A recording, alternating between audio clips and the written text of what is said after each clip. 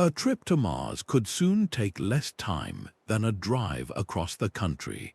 Current rockets condemn astronauts to a 7-month journey, a dangerous expanse of time filled with cosmic radiation and physical decay.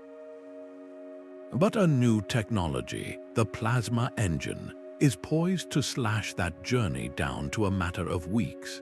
By the end of this video, you will understand how this revolution in propulsion works and why it is the key to unlocking our solar system. We will uncover the secret behind harnessing a star-like substance for thrust and reveal the single biggest obstacle standing in its way. What does a future where the planets are next-door neighbors truly look like for humanity? That ethereal blue glow is more than just light. It is the visible signature of a star being born and contained within a magnetic bottle. This is plasma, often called the fourth state of matter, and it is the fundamental force behind this new era of travel. To grasp its power, forget everything you know about traditional rocket engines. Those systems are essentially controlled bombs, relying on the rapid, explosive combustion of chemical fuels to generate a single, violent shove at liftoff.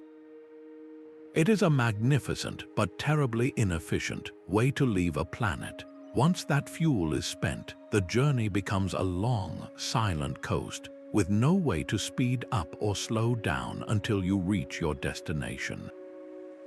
Plasma propulsion flips this entire concept on its head. Instead of a brief, powerful explosion, these engines produce a gentle, continuous push. Think of the difference between a firecracker and a steady, strong wind. The firecracker makes a big noise and a flash, but it is over in an instant. The wind, however, can push a sailboat across an entire ocean without ever stopping. That relentless, sustained pressure is what allows a plasma-powered ship to build up speeds that are simply unimaginable for today's chemical rockets. It is the difference between a sprint and a marathon, where the marathon runner, with their constant pace, ultimately covers a far greater distance. This elegant system relies on a simple but profound principle. It uses electricity, often from solar panels or a small nuclear reactor, to superheat a gas like xenon until its atoms tear apart, creating a soup of charged particles. This is the plasma. Then, powerful magnets and electric fields accelerate this superheated soup out of the back of the engine at breathtaking speeds. The push you get is small, comparable to the weight of a single sheet of paper resting on your hand. But here is the magic. While a chemical rocket might fire for minutes, a plasma engine can fire for months, even years. That tiny, paper-light thrust, applied continuously for thousands of hours, gradually and relentlessly accelerates the spacecraft to a phenomenal velocity. This is how we cut a 7-month journey down to weeks. It is not about a bigger explosion. It is about a smarter, more patient push. So what finally brought this visionary technology out of the laboratory and onto the drawing boards for Mars missions? The answer lies in a quiet revolution that had to happen back on Earth. That quiet revolution began with a simple question. What if we could build a better bottle to contain a star? The fundamental challenge of plasma propulsion was not creating the plasma itself, but finding a way to hold and direct this ferociously hot substance without it instantly vaporizing the very engine it was meant to power. Think of trying to hold a lightning bolt in your bare hands. The initial solution, developed over decades in laboratories, was the magnetic nozzle. This is not a physical nozzle made of metal or ceramic. Instead, it is an invisible cage of magnetic force, a carefully shaped field that acts as an indestructible funnel. The superheated plasma, being made of charged particles, is pushed and guided by this magnetic field, channeling it into a focused, high-speed jet out the back of the spacecraft. This breakthrough meant we could finally tame the sun-like power of plasma, turning a destructive force into a precise and controllable tool. It was the invention of the magnetic bottle that allowed plasma engines to move from theoretical curiosities to practical machines, setting the stage for the next great leap. This gentle push holds a secret of astronomical efficiency, a concept known as specific impulse. Think of it as the fuel economy for a rocket. A gas-guzzling truck might have immense power to accelerate quickly, but it burns through its fuel tank in a frantic, short-lived burst. A chemical rocket is that truck, producing a spectacularly high thrust for just a few minutes. A plasma engine, by contrast, is like a hyper-efficient electric vehicle. Its gentle thrust is its superpower, an acceleration that can be maintained for months or years on end. This incredible endurance is measured as specific impulse, a number that essentially tells you how much push you get from every single pound of propellant. For plasma engines, this number is astronomically higher. They achieve this by not just burning fuel, but by hurling it away at incomprehensible speeds. The journey from a tank of inert gas to that relentless blue jet begins with ionization. The engine takes a noble gas like xenon and zaps it with electricity, stripping electrons from their atoms. This creates a swirling cloud of separated positive ions and negative electrons, the superheated state of plasma. Early versions of this technology, called ion thrusters, were like meticulous craftsmen, carefully grabbing and accelerating individual ions one by one. They proved the concept worked, but their power was limited. The modern revolution came with engines like the Hall effect thruster, which handles the entire plasma cloud at once. It uses a magnetic field to trap electrons in a circular drift, creating a powerful electric field that then accelerates the whole soup of ions out in a continuous, controllable stream. This is the difference between tossing individual grains of sand and wielding a high-pressure sandblaster. By managing the plasma as a collective, these engines can operate at far greater power, generating more thrust from the same elegant principle. The result is a fundamental rewrite of the rocket equation, because a plasma engine ejects its propellant at velocities tens of times greater than any chemical rocket. It needs only a tiny fraction of the fuel to achieve the same change in a spacecraft speed. This is the core of the revolution. It means a spacecraft bound for Mars is no longer mostly a flying fuel tank. It can be a nimble, purpose-built vessel, with most of its mass dedicated to science, cargo, and the safety of its crew. That relentless, patient push, accumulating hour after hour, day after day, is what builds the velocity to shrink a 7-month coast into a journey of mere weeks. But to make such a voyage a reality, this efficient engine requires a new kind of power plant, one capable of fueling its long burn through the void.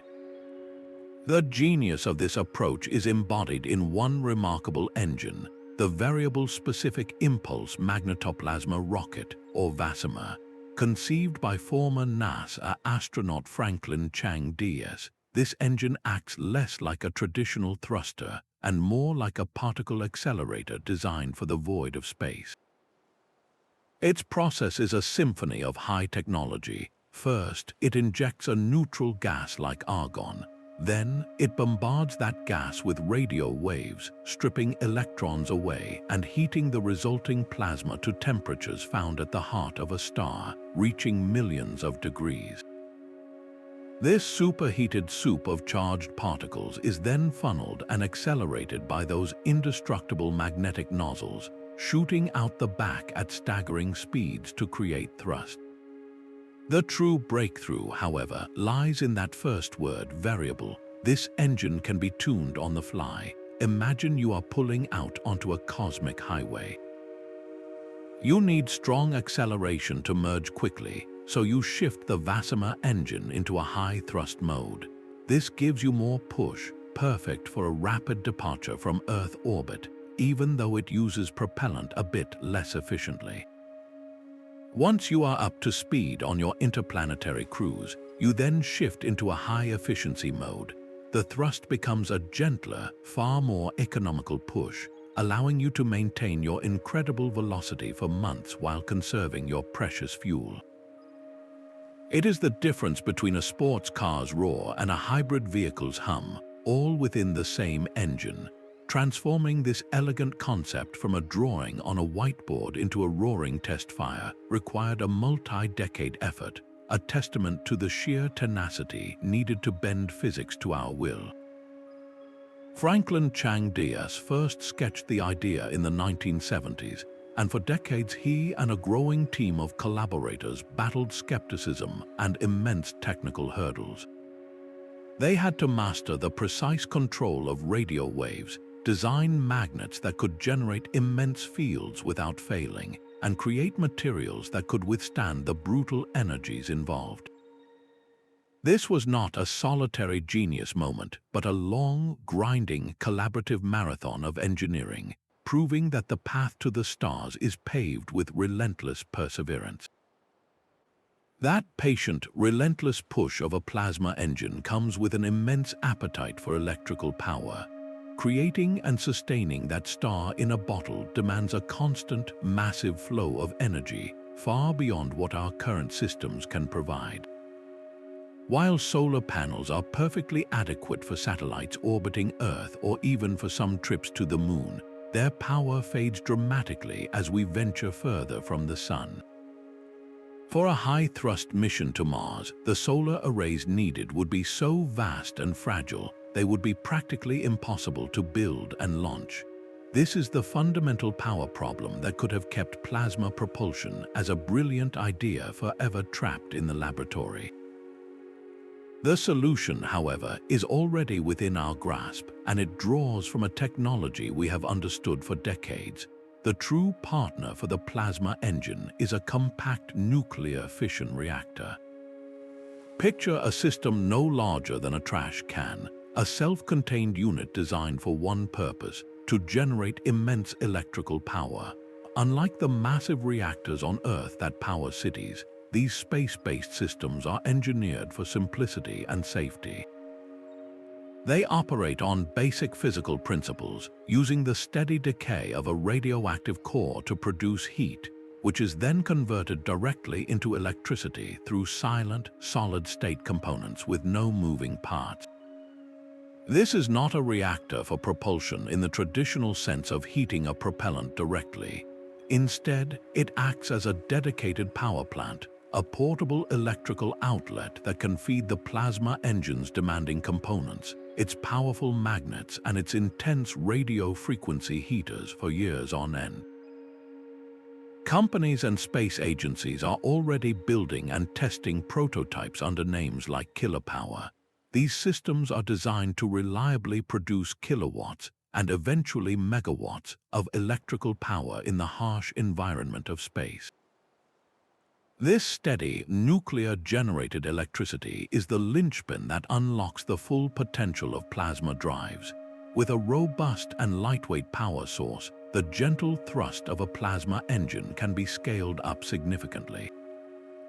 That push, once comparable to the weight of a single sheet of paper, could become the steady pressure of a hand, continuously and efficiently accelerating a crewed spacecraft. The synergy is perfect, a marriage of two revolutionary technologies. The nuclear reactor provides the unwavering energy, and the plasma engine translates that energy directly into efficient, high-speed travel. Solving the power problem transforms the entire architecture of a Mars mission. The spacecraft is no longer limited by the fleeting power of sunlight or the immense mass of chemical fuel. It becomes a true interplanetary vessel, powered by a miniature star and pushed forward by the controlled breath of another.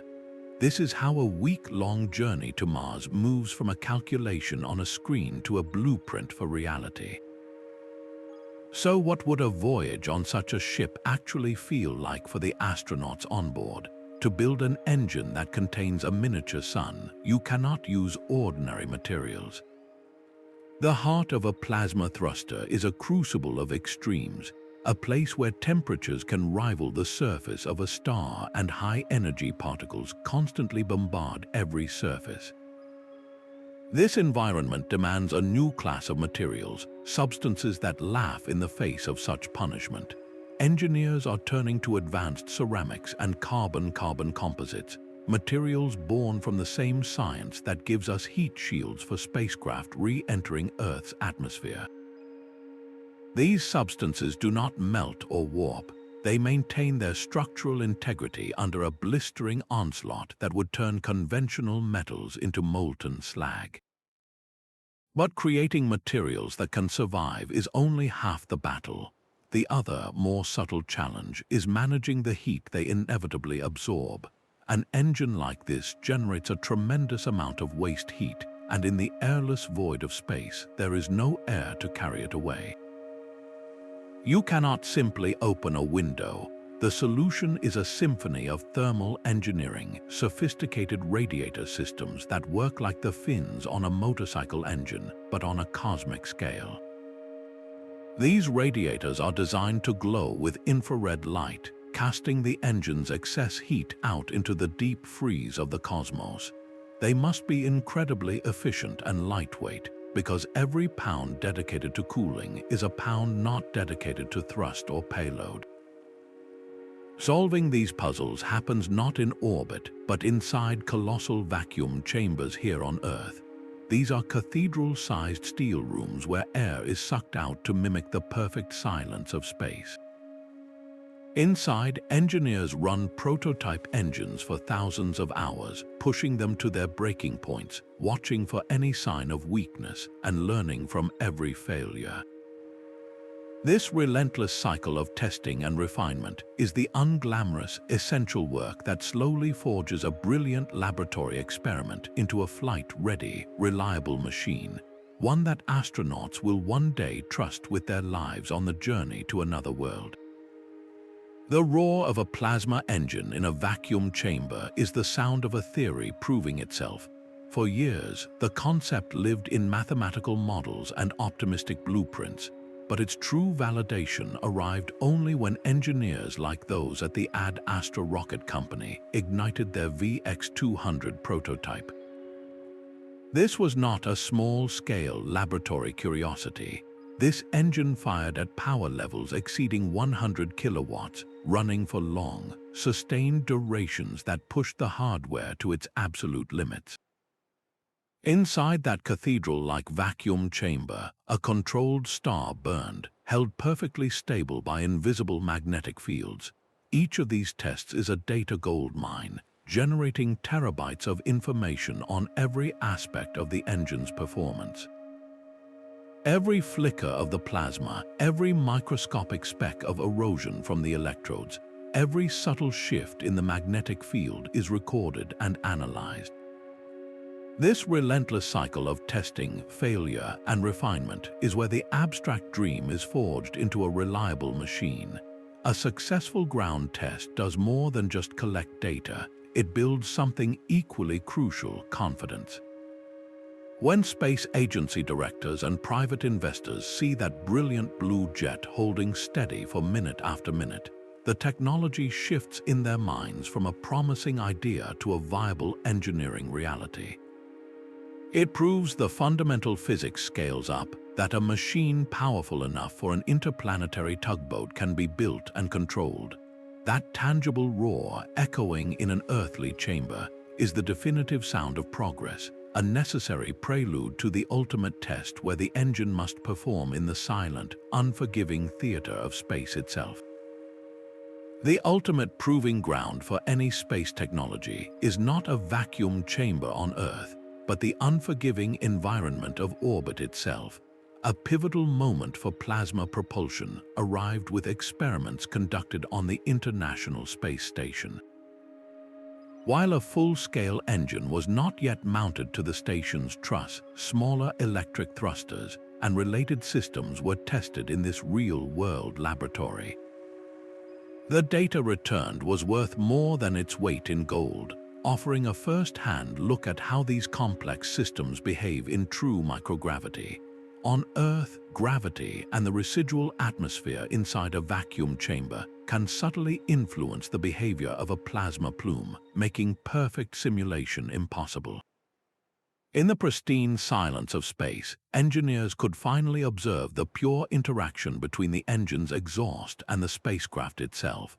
They studied how the incredibly fast-moving particles in the plume interacted with the station's solar arrays and external sensors, watching for any unexpected electrical charging or material erosion. Every hour of operation chipped away at the unknown, turning theoretical risks into quantified, manageable engineering problems. These orbital tests are the essential bridge between a ground-tested prototype and a flight-ready engine. The lessons learned are not filed away in a report. They are directly fed back into computer models and blueprints, refining the design of the next generation of thrusters. Each circuit tested and every volt measured in orbit de-risks the technology, building the confidence needed to eventually bolt a powerful plasma engine onto a spacecraft and send it on a shakedown cruise to the moon or beyond. This iterative process from lab to orbit and back again is the slow, steady, and absolutely necessary march toward turning a revolutionary idea into a routine tool for exploring our solar system. The numbers tell a story of two entirely different realities for human spaceflight.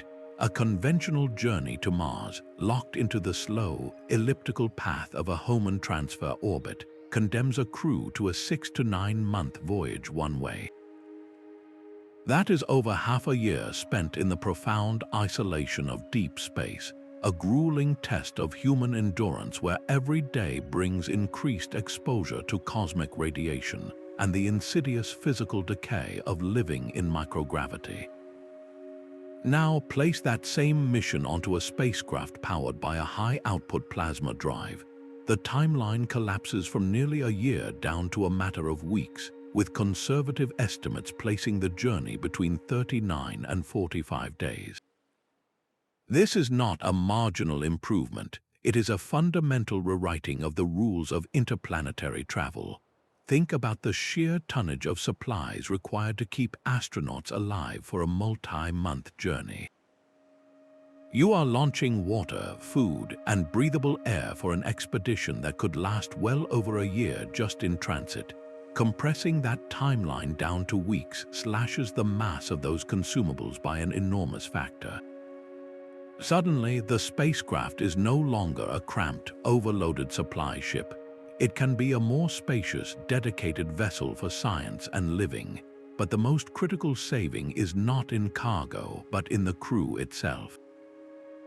A 6-month journey accumulates a dangerous dose of radiation, a silent, cumulative threat that increases cancer risks and other health problems.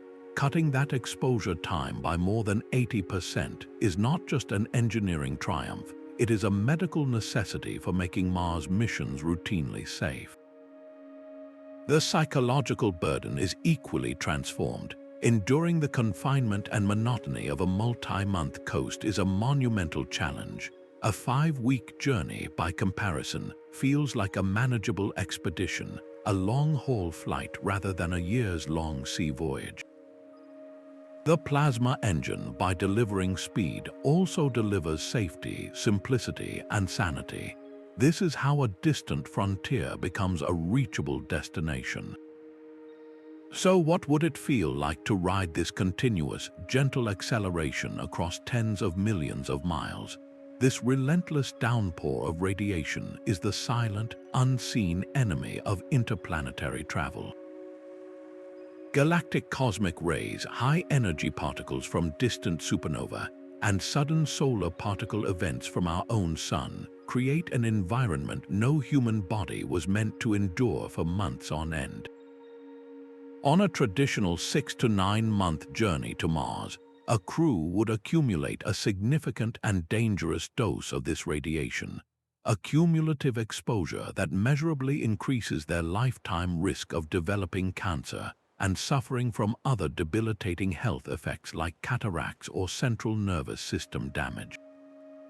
You cannot entirely block this radiation with shielding, as the high-energy particles can smash into dense materials and create a secondary shower of even more harmful radiation.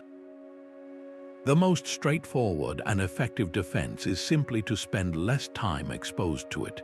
This is where the plasma engine delivers its most critical benefit, not just for the mission timeline, but for human life itself.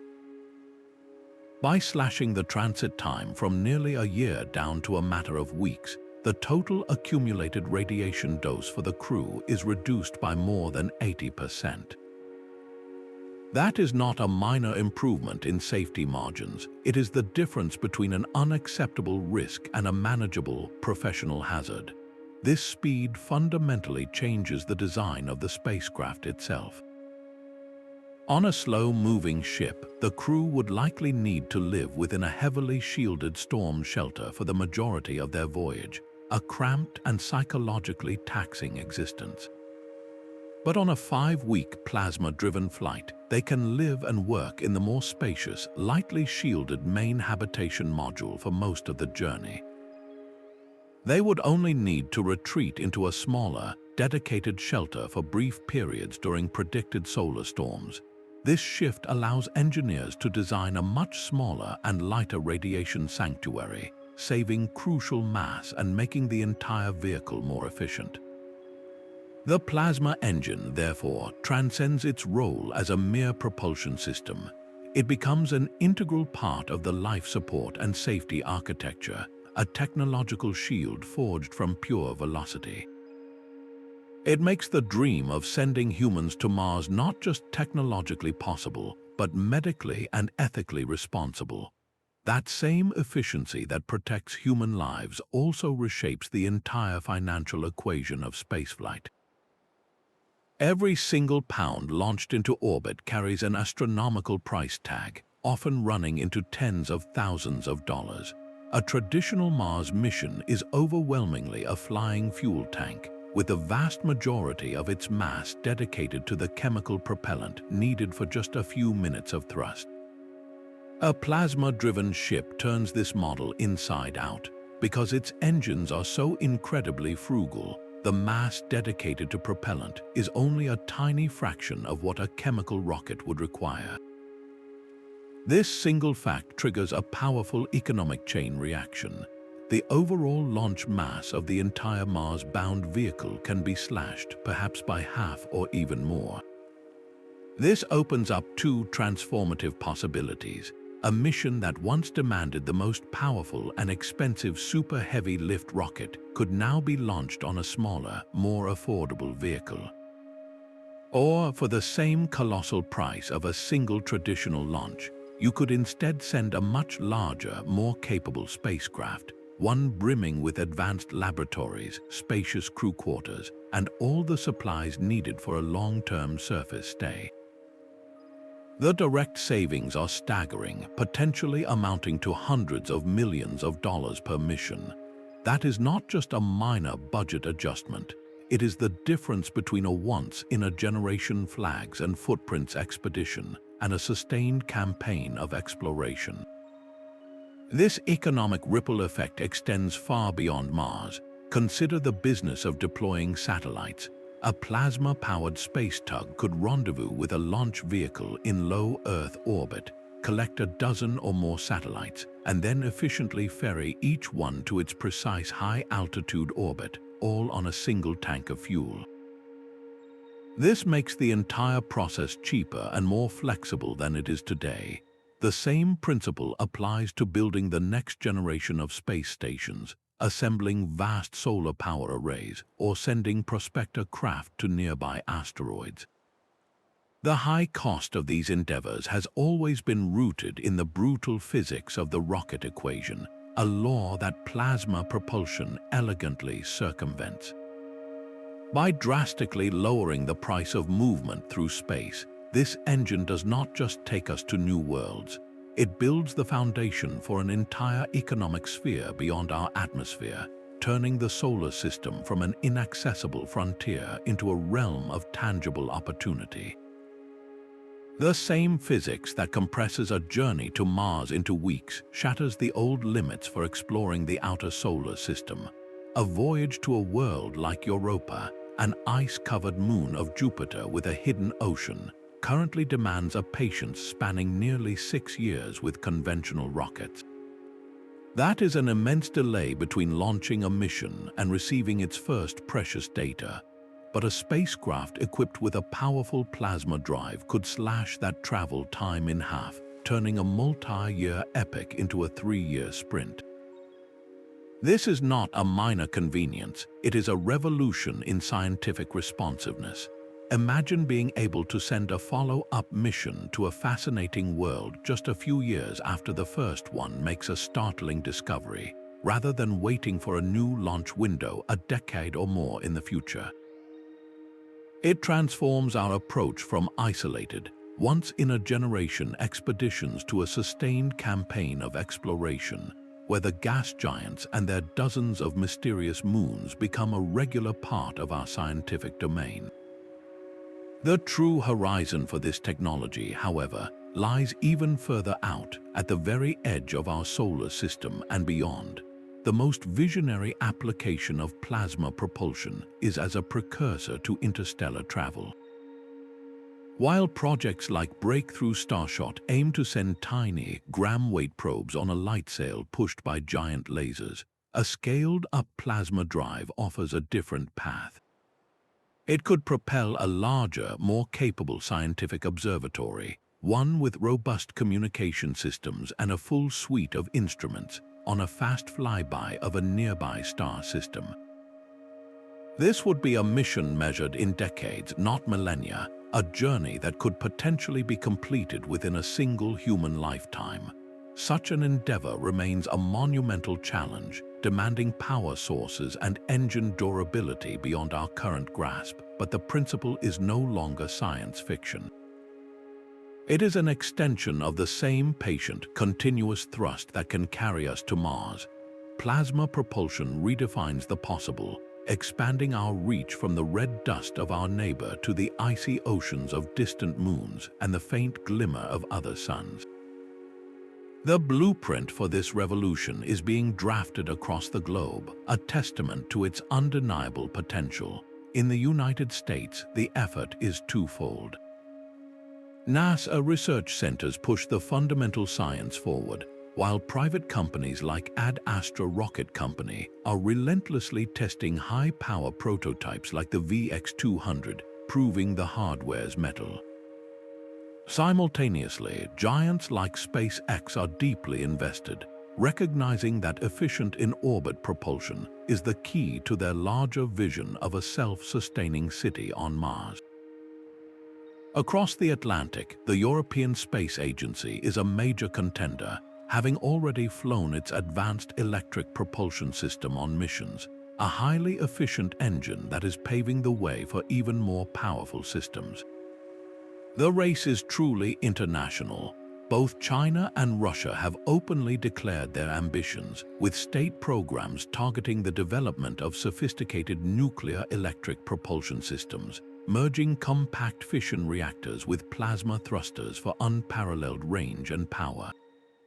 This sprawling landscape, however, is not defined solely by competition. The immense cost and technical challenge of reaching another world make collaboration a powerful accelerant. Just as the International Space Station brought nations together to build a permanent outpost in low Earth orbit, the goal of reaching Mars could forge new, unprecedented partnerships. Imagine a mission where one nation provides the heavy lift launch vehicle, another contributes the advanced plasma propulsion module, and a third builds the crew habitat, all sharing the risks and the glorious rewards. This global dynamic, a blend of competitive drive and cooperative spirit, creates a powerful engine for progress itself.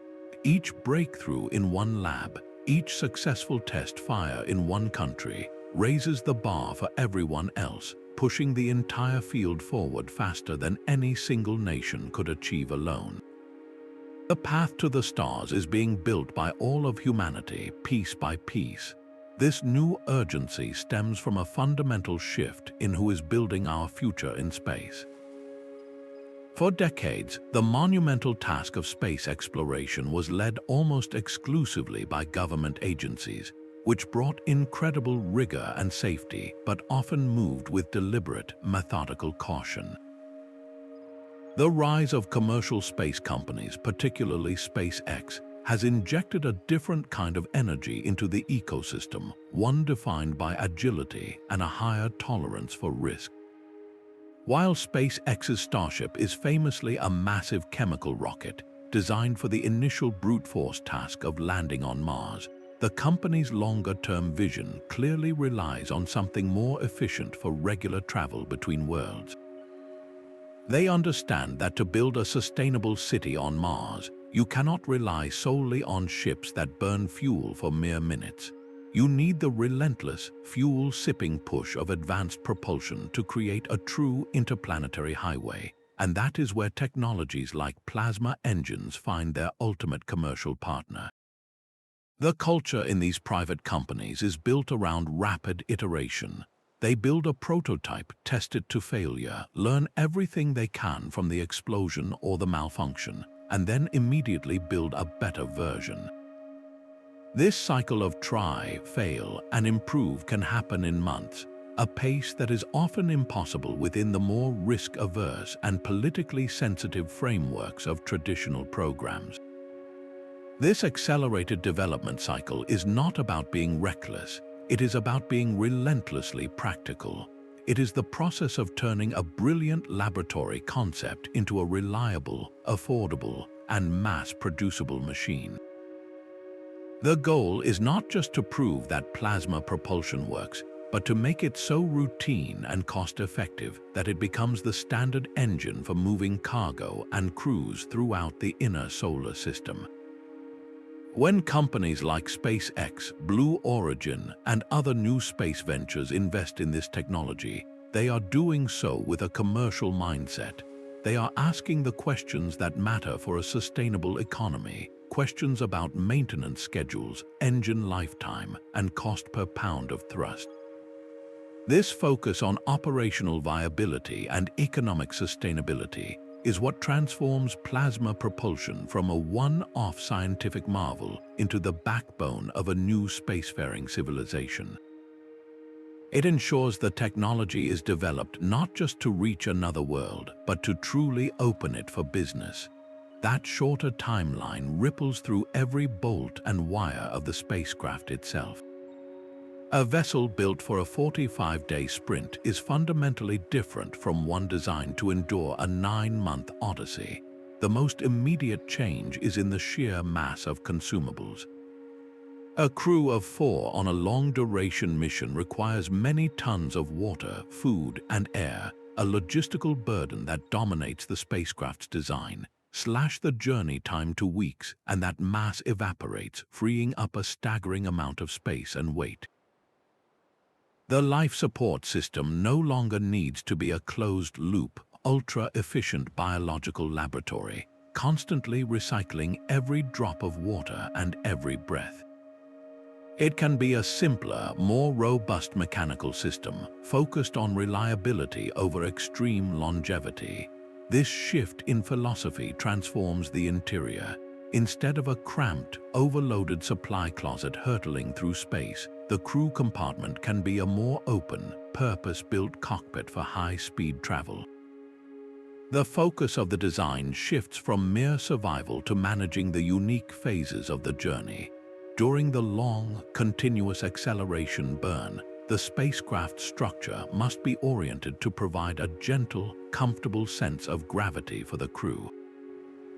Seats and workstations would be arranged so that the steady thrust pushes the astronauts toward a designated floor, allowing them to move around almost normally, a crucial advantage for maintaining muscle and bone health.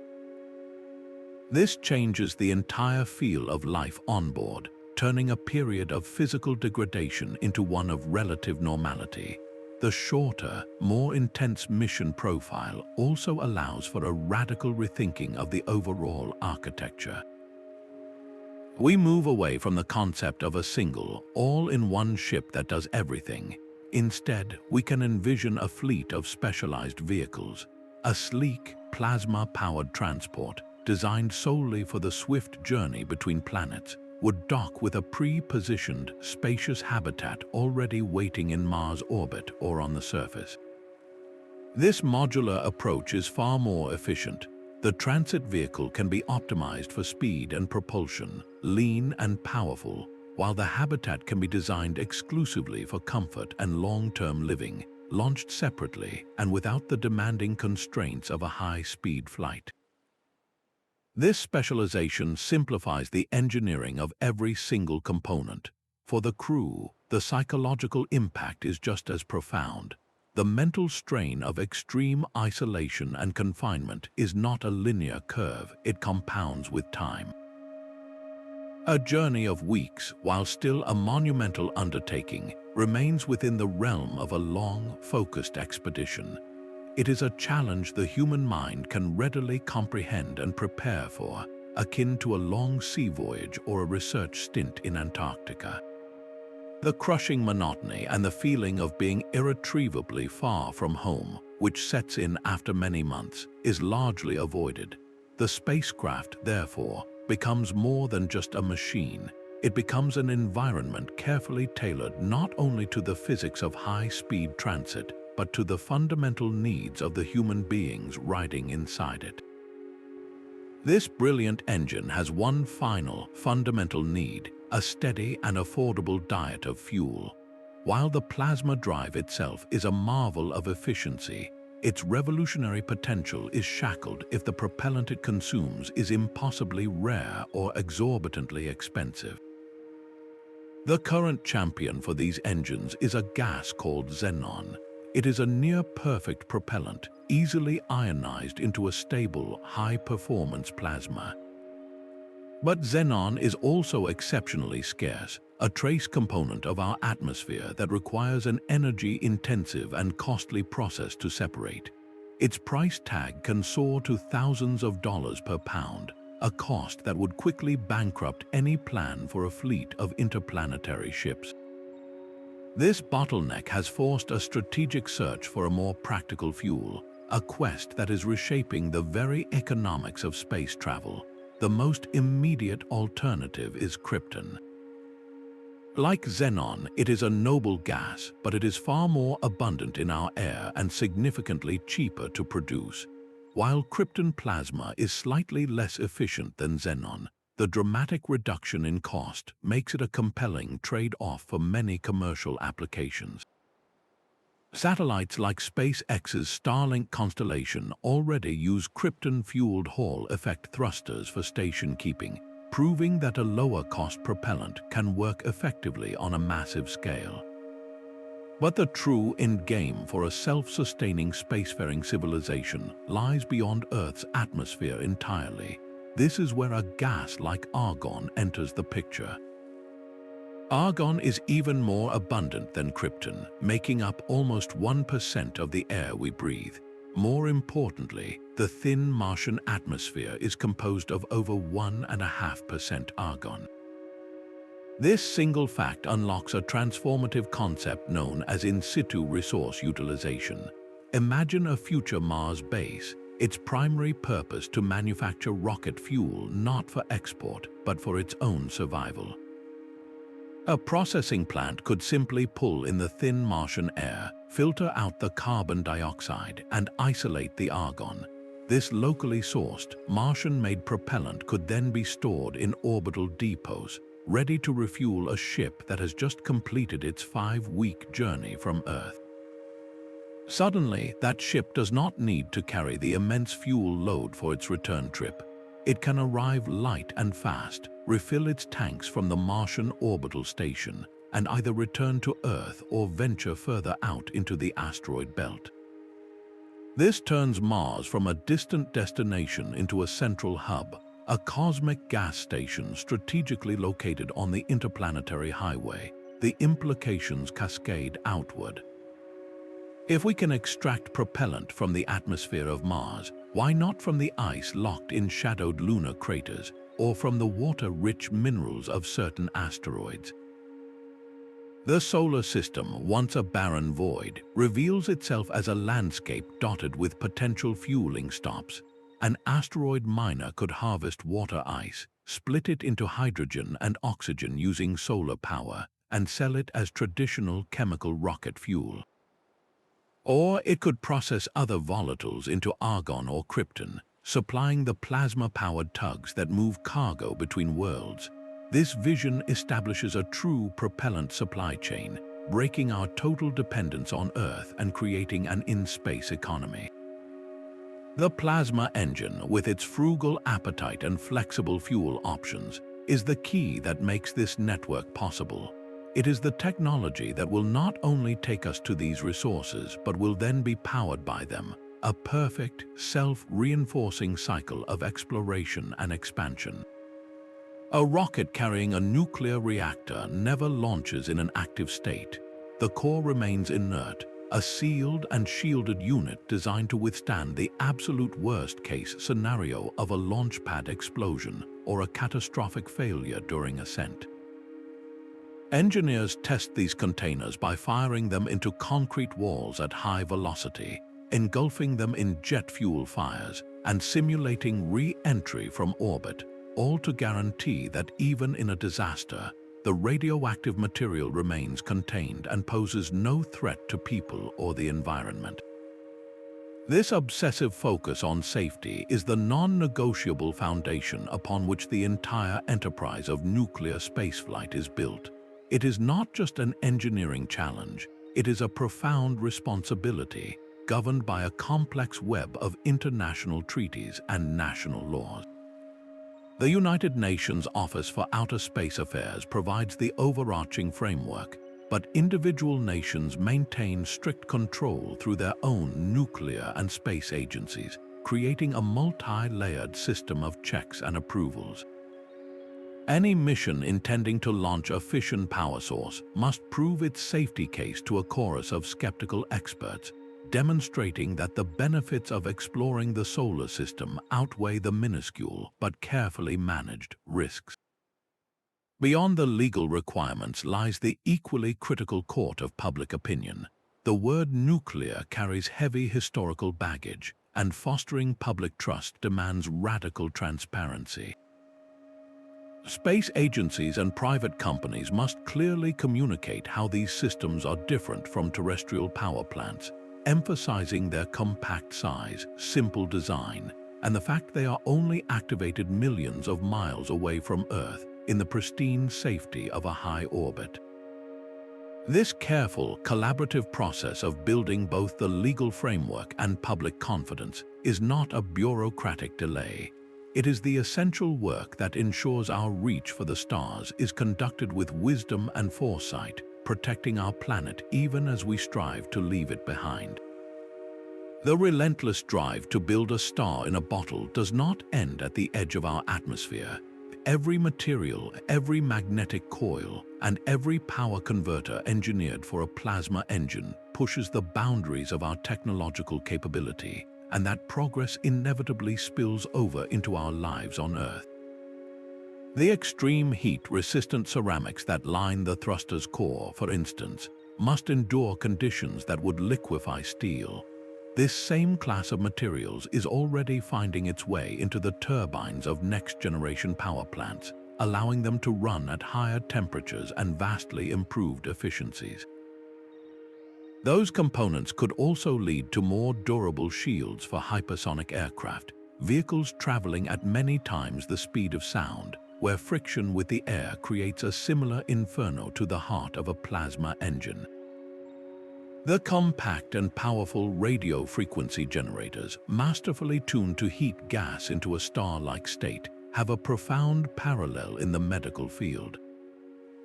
The underlying technology could revolutionize certain cancer treatments, using targeted radio waves to heat and destroy tumors with pinpoint accuracy, sparing the surrounding healthy tissue. Perhaps the most profound spin-off lies in the realm of magnetic confinement.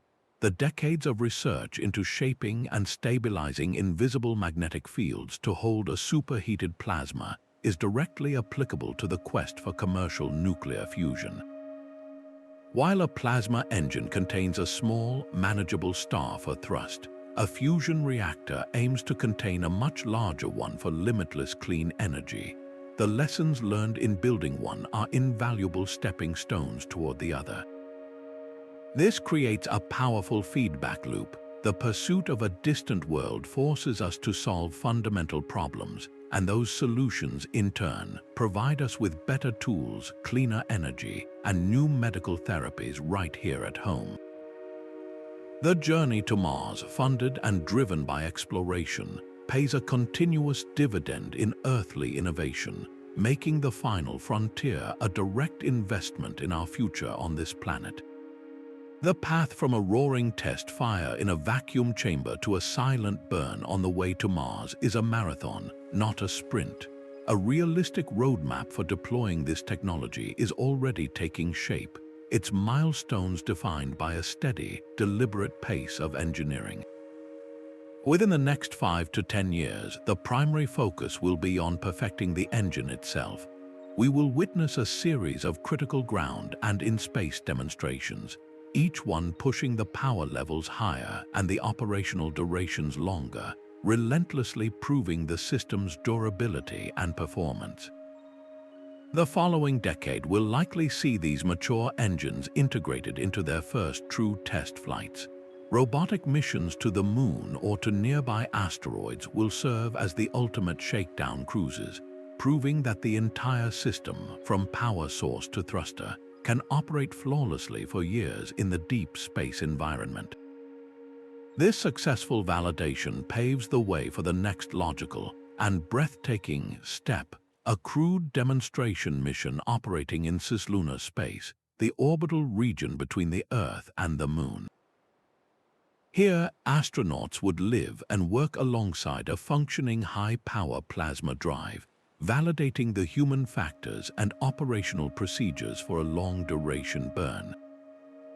This careful, step-by-step approach builds the confidence necessary for the ultimate goal, the first human mission to Mars utilizing this revolutionary technology, a historic event that could potentially unfold as soon as the 2040s. Of course, this exciting timeline is contingent on a steady stream of funding and the successful resolution of the remaining technical puzzles. It is a path illuminated not by wild speculation, but by clear, achievable engineering milestones, bringing the dream of fast interplanetary travel closer to concrete reality with every passing year. A plasma engine will never pin you to your seat with a crushing force of acceleration. The reality is far more subtle and, in its own way, more profound. The initial push is so gentle you might not even feel it, a faint and constant pressure, like a single sheet of paper resting on your palm. The magic is not in the strength of the push, but in its unwavering patience. This is where a common science fiction fantasy collides with engineering reality. Many imagine these drives working like a warp engine, delivering instant, breathtaking velocity. The truth is, they build speed the way a marathon runner covers a continent, with a slow, steady, and relentless pace that accumulates into something astonishing over time. That gentle thrust, sustained for weeks without a single pause, is what compresses a 7-month journey into a matter of weeks. It is a triumph of endurance over explosive power. Another persistent myth suggests these engines run on fantastical fuels like antimatter. While that would be thrilling, the actual propellants are far more mundane, if somewhat rare. Current engines primarily use stable, well-understood noble gases like xenon or krypton. There is no mysterious matter annihilation here, just the elegant application of immense electrical energy to turn a simple gas into a star-like jet. And what about that star-like jet itself? It is true that the plasma inside the engine's core burns at temperatures of millions of degrees. This fact alone sparks fears of a spacecraft instantly vaporizing itself. But that is where the genius of magnetic confinement comes in. The superheated plasma never actually touches the physical walls of the engine. It is suspended, perfectly contained within an invisible bottle of magnetic force. The engine itself remains cool to the touch, a paradox of physics that allows us to harness a sun without being burned by it. By confronting these myths directly, we do not diminish the wonder of this technology. We actually enhance it. The real story is not one of magic, but of human ingenuity solving profound problems with elegant, understandable physics. This grounded understanding is what truly prepares us for the day when a steady blue glow becomes the most familiar sight in the cosmos. That steady blue glow in the void does more than push a spacecraft. It pushes the boundaries of human thought. For all of history, the solar system has been a majestic but distant tapestry, a collection of points of light separated by an emptiness so profound it defined the very word space. We looked up at Mars or Jupiter with a sense of awe, but also with a quiet acceptance of their permanent remoteness. They were destinations for machines, not for people, simply because the journey was too long, too hazardous, and too isolating to be anything else. The plasma engine shatters that ancient perception. When a voyage to another world is measured in weeks, the solar system undergoes a psychological collapse of scale. It stops being an impassable frontier and starts to feel like a neighborhood. Mars is no longer a distant red star, it becomes the next valley over. The moons of Jupiter transform from pinpricks of light into places you could, in a realistic lifetime, actually visit. This recalibration of distance triggers a deeper, more profound shift in identity. For centuries, we have spoken of Earth as a lonely oasis, a pale blue dot adrift in a terrifying black ocean. This perspective, while humbling, is also inherently isolating. It frames our existence as fragile and singular. But what happens when that dot is no longer alone? What happens when we can routinely sail between the shores of Earth, Mars, and the asteroid belt? We begin to shed the identity of Earthlings and start to become something else, something new. We become Solarians, citizens of a multi-planetary civilization. This is not just a change of address, it is an evolution of consciousness. Our sphere of responsibility, once tightly bound by Earth's atmosphere, inevitably expands. The question of how we treat Mars shifts from a theoretical debate to a practical imperative. Do we terraform it? Do we preserve its pristine deserts as a galactic nature preserve? The resources of the asteroid belt cease to be abstract riches and become the lumber and ore for building a civilization beyond our home world. We are forced to grow up as a species, to think on a solar system scale, because our new mobility gives us both the power and the responsibility to do so. This technology, in the end, is not merely about getting there faster. It is about what we become when we arrive. It is the engine for the next great chapter in the human story, a chapter where home is not just one world, but all the worlds within our reach.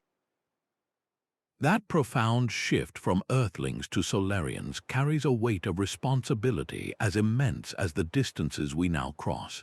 The very technology that grants us this new mobility forces us to confront a pivotal question. Do we have the right to treat another world as we have sometimes treated our own? The concept of planetary protection is not a bureaucratic hurdle. It is a fundamental principle of cosmic stewardship. When our spacecraft land on the rust-colored sands of Mars, they are not arriving at a sterile, dead rock. They are visiting a world that may harbor its own delicate, microscopic biosphere, a record of potential life that is 4 billion years old. If we accidentally smear Earth-based bacteria across that landscape, we could irrevocably destroy the very evidence we traveled so far to find. we would commit a form of scientific archaeological vandalism on a planetary scale, erasing the story of Martian life before we even learn to read its first chapter. This demands a new level of cleanliness and rigor in our engineering, building landers that are not just robust but biologically pristine. The ethical framework extends beyond mere contamination. Who owns the resources of the solar system? If a company or a nation mines a water-rich asteroid, do they hold exclusive rights to that celestial reservoir? The water ice frozen in the shadowed craters of the Moon is not just water, it is the potential fuel for 1,000 starships and the lifeblood of a future lunar colony. The Outer Space Treaty of 1967 provides a starting point, declaring that no nation can claim sovereignty over celestial bodies, but it is silent on the complexities of modern commercial resource extraction. We are entering an era that requires new agreements, a kind of interplanetary common law that balances the drive for innovation and profit with the prevention of a destructive free for all in the cosmos. This is not a distant philosophical debate. The plasma engine is what makes these scenarios imminent. By turning a multi-year voyage into a 5-week trip, it transforms the extraction of asteroid resources from a fantastical notion into a viable business plan. The same efficiency that makes Mars accessible also makes the asteroid belt a practical quarry. We therefore have a parallel responsibility to build the legal and ethical architecture for this new economy at the same time we are building the engines that will power it. The discussion must mature from a childlike wonder of "can we do this?" to a wiser, more profound question. How should we do this? How do we ensure that our first steps onto other worlds are taken with humility and a commitment to preserve the cosmic environment we are now privileged to explore? Our technological reach must be matched by our ethical grasp, for the sake of the worlds we visit and for the integrity of the civilization we hope to build among them. Our future among the planets is not one of isolated outposts, but of a bustling, interconnected network. Picture a solar system laced with plasma highways, invisible routes traveled by a fleet of specialized ships. At the heart of this network are the cyclers, massive nuclear-powered arcs on permanent, looping orbits between Earth and Mars. These would be the interplanetary liners, spacious and comfortable, providing gravity and long-term living quarters. They are the constant moving cities on a scheduled route. When a cycler approaches Earth or Mars, it does not stop.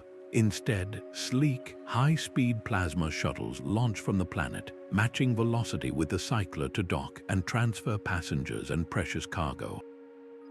After a short, swift journey, the shuttle detaches and uses its efficient thrust to slow down and land at its destination. This system separates the tasks of high-speed travel and comfortable living, optimizing each vessel for its specific role. The same principle applies to commerce. Robust plasma tugs, the heavy-duty trucks of space, would make regular runs to mining colonies on metal-rich asteroids or the icy moons of Jupiter.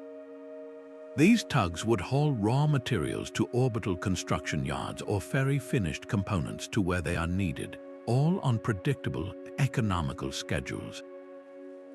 A delivery from an asteroid mine to a Mars orbiting station becomes a matter of routine logistics, not a once-in-a-lifetime expedition.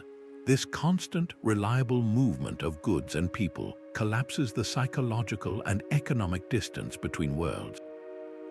Mars is no longer a distant colony, it is just the next port of call. The asteroid belt transforms from a remote frontier into an industrial park. This is the ultimate promise of the plasma engine, a future where the gentle, relentless blue glow of thrust becomes as commonplace as the contrail of a jet high in Earth's atmosphere, a quiet testament to a civilization that has truly learned to call the solar system home.